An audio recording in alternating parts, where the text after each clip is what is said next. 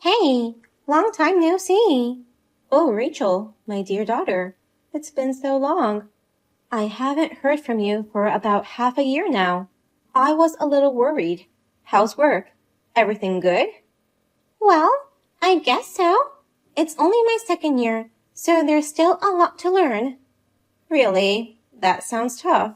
Don't work too hard, or you'll get sick. Do you have enough money? And have enough to eat? If you need some financial support or need some food, just let me know. Not that I can support you a lot, but still. No, it's okay.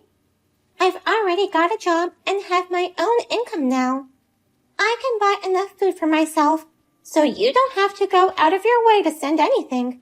I don't eat a lot anyway. Okay, that's fine then.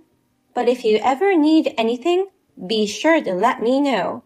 And you should come and visit me once in a while, even if it's just for Thanksgiving or Christmas. Hey, can I cut to the chase now? Oh, I'm sorry. I was doing all the talking. What was this call about?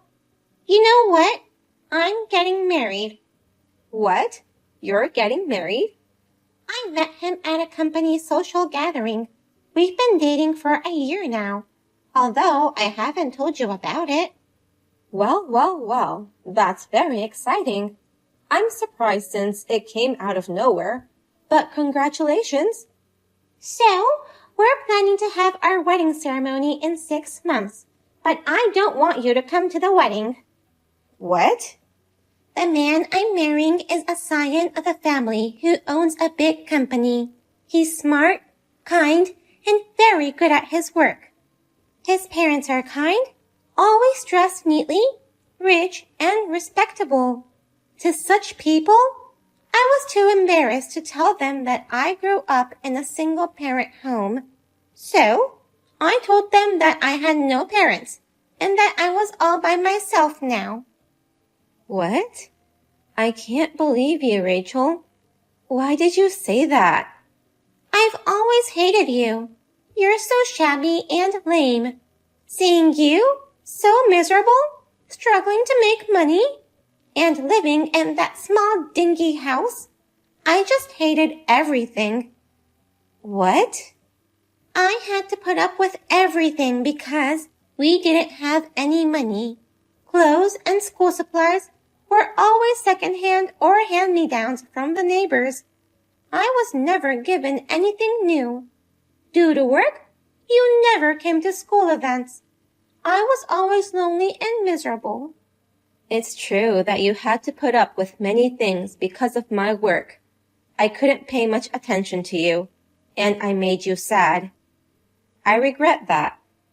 I'm really sorry, but I did it all so that you could go to a good school. I was trying to support your future. No one asked you to do so. You're trying to patronize me. No. Well, I do thank you for sending me to college, although it was all studying and working without much fun. Thanks to you, I got a good job at a good company and met my guy. So, I'll call it even. Since we don't owe each other anything, let's become strangers. Understand what I mean? Let's cut ties. Cut ties? Why? I'm going to be the wife of the next president of a major company, and I'm ashamed to have a poor mother. You're not well suited to be my mother. That's why I'm cutting you off.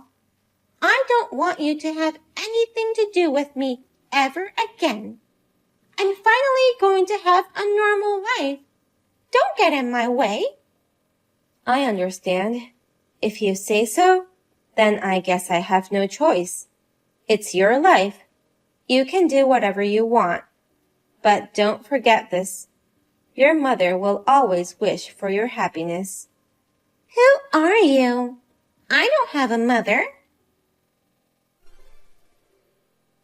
Hello. How are you? It's Rachel. Oh, Rachel. It's been a long time since we talked. 2 years, maybe? How have you been? How's your married life? Are you happy? Yeah, I'm fine.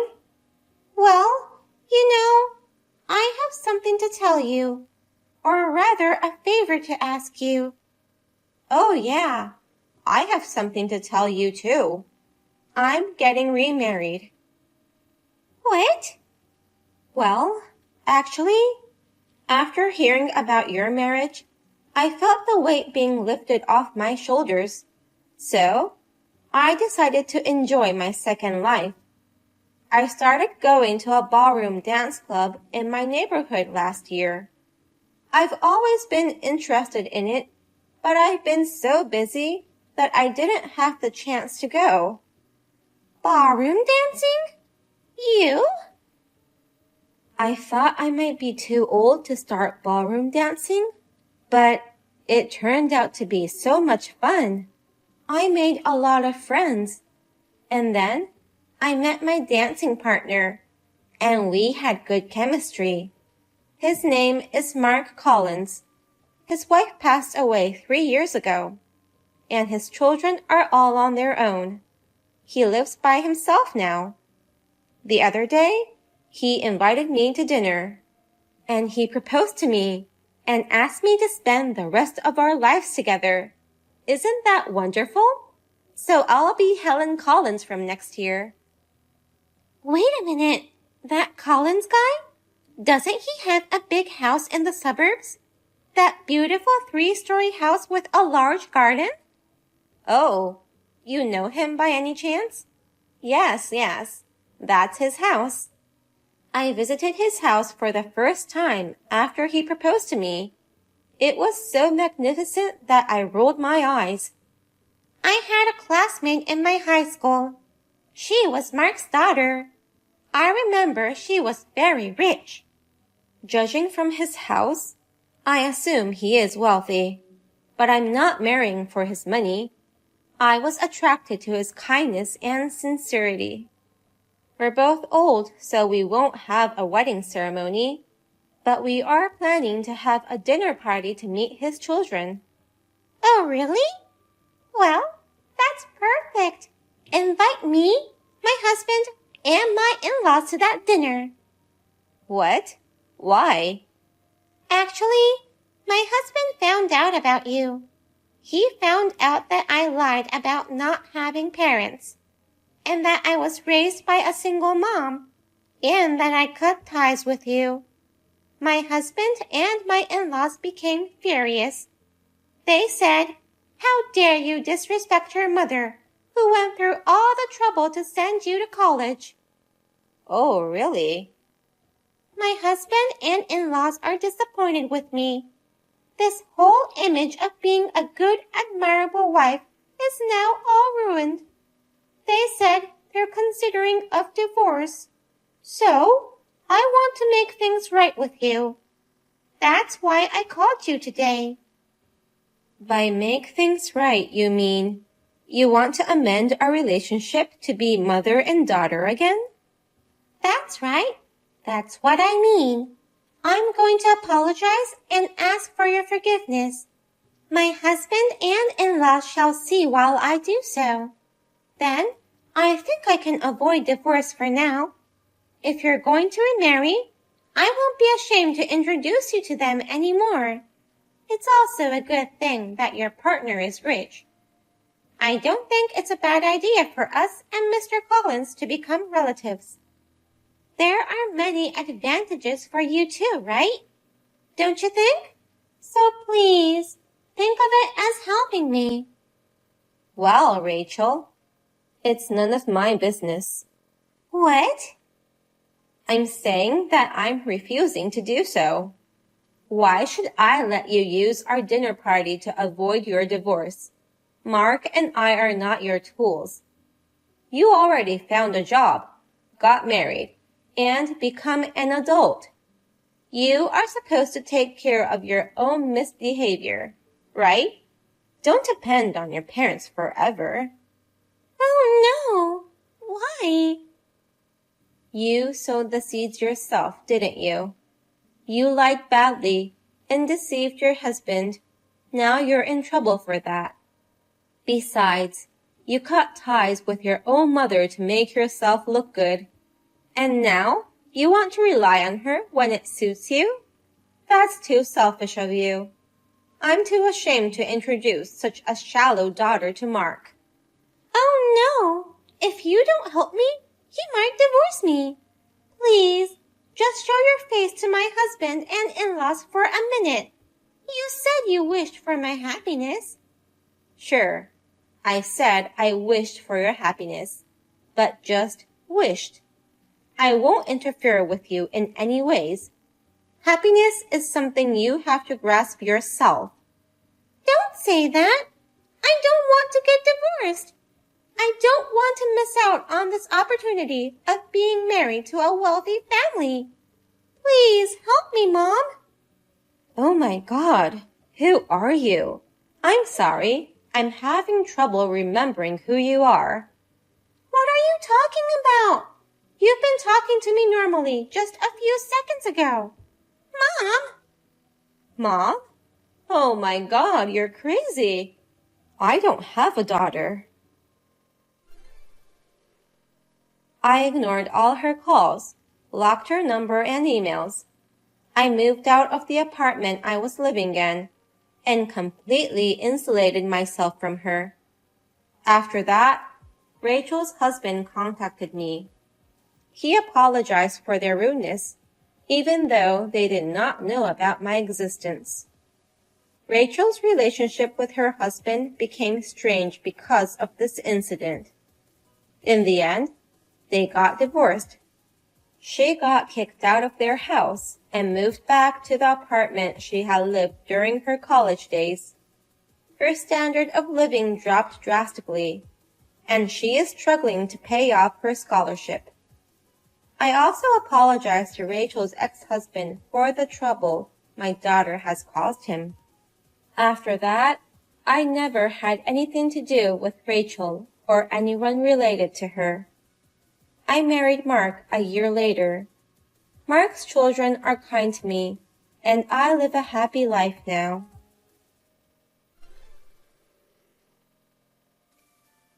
Nancy, may I have a word?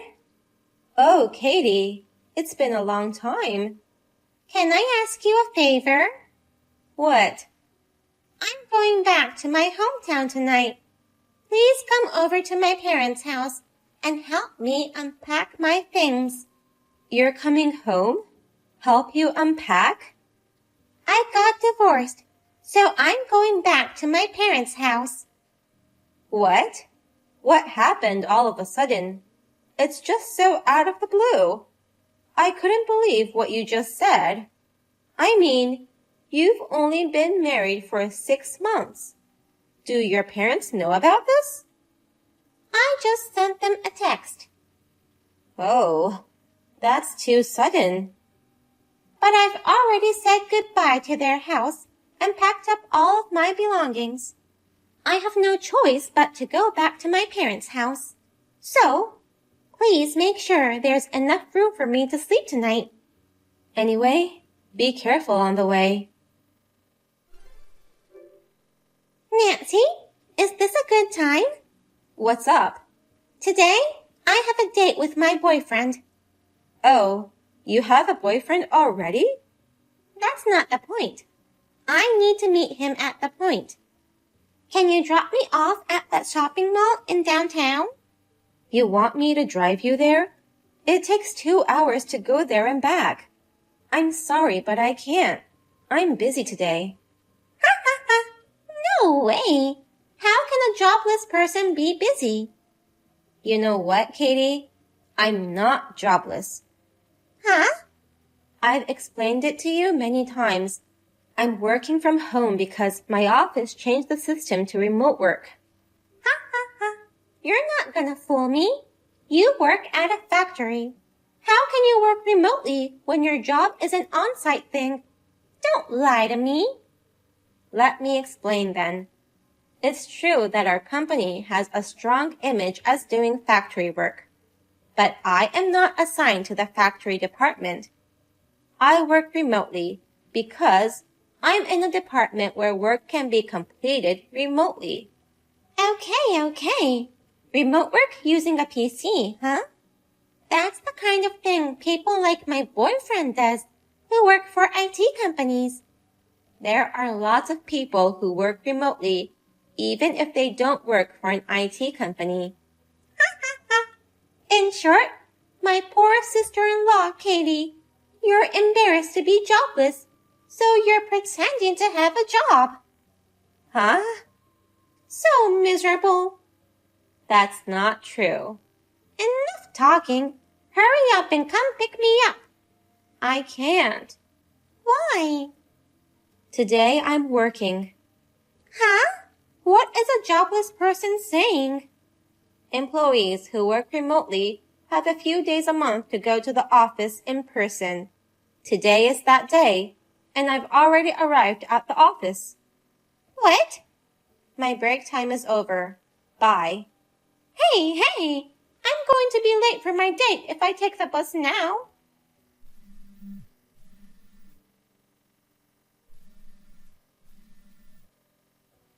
You're such a mean sister-in-law. Because of you. I was late for our date and he was so disappointed in me. It's terrible. I hate you.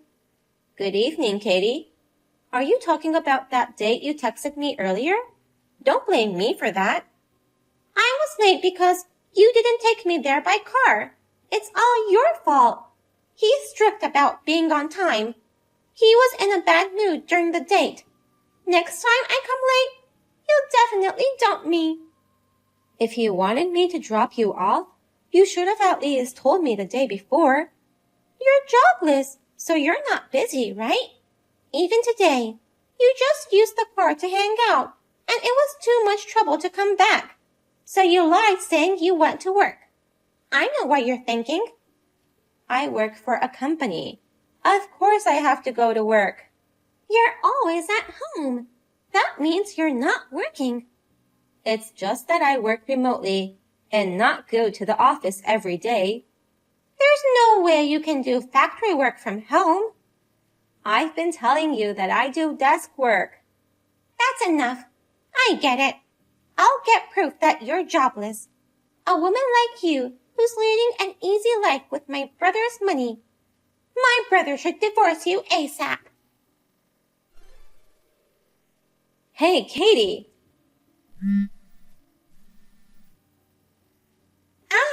It's my jobless sister-in-law. Where are you now? I'm on a date with my boyfriend. Come back here right now. No way. I'm on a date to apologize for being late the other night, which was because of you, Katie.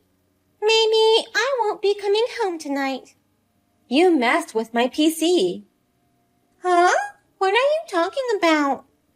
My intercom caught you using a spare key to break in. What?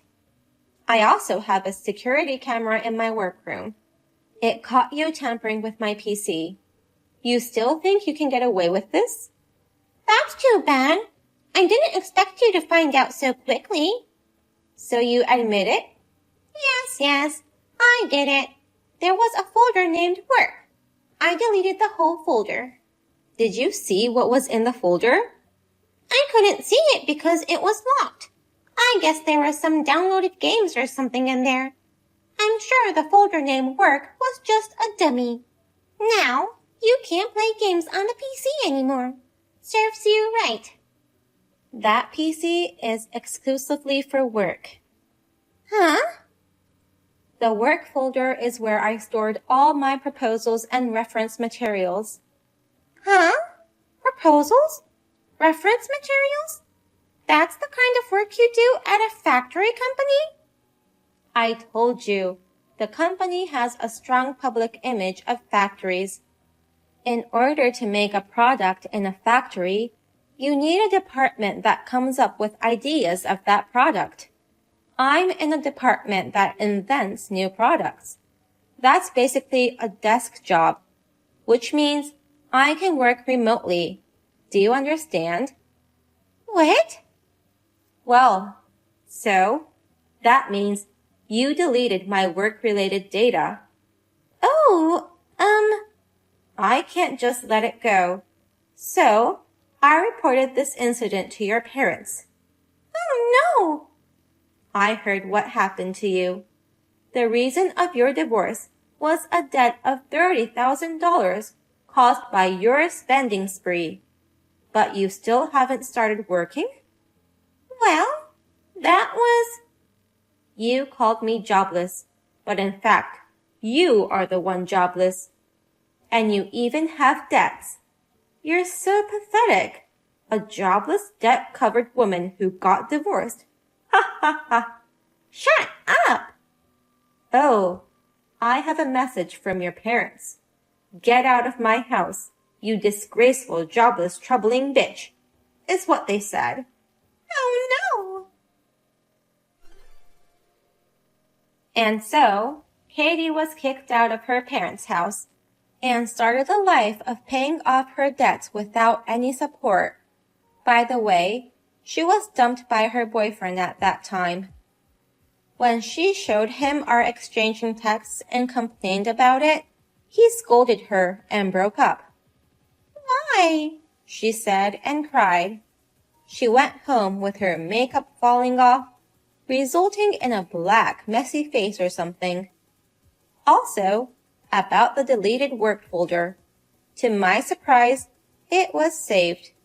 Katie wasn't familiar with PCs, so she just tossed it in the trash folder and wore a smug look on her face saying, "Serves you right." Of course, I kept it a secret from her as a reminder. I just hope she will take this opportunity to reflect on her actions and do her best to repay her debts.